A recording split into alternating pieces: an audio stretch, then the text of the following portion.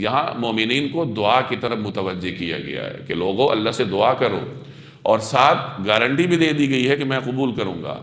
کسی عبادت کے بارے میں اللہ نے یہ نہیں فرمایا کہ تم عبادت کرو میں قبول کروں، دعا کے بارے میں فرمایا کہ دعا کرو میں قبول کروں۔ آیت کے پہلے حصے میں فرمایا کہ تمہارا رب کہتا ہے کہ مجھ سے دعا مانگو، ادعونی، مجھ سے دعا مانگو۔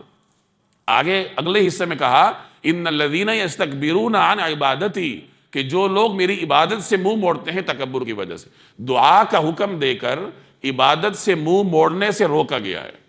اس کا مطلب یہ ہے کہ دعا اور عبادت آپس میں مترادف ہیں۔ گویا کہ دعا بذات خود ایک عبادت، بلکہ عبادات کی مغز ہے، تمام عبادات کی جان ہے۔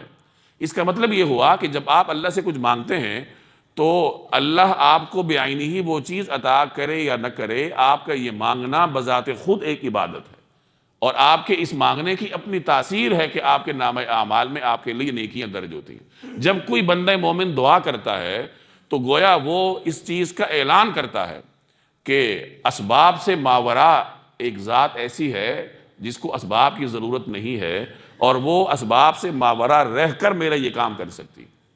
یہ بندے مومن کا توکل ہوتا ہے۔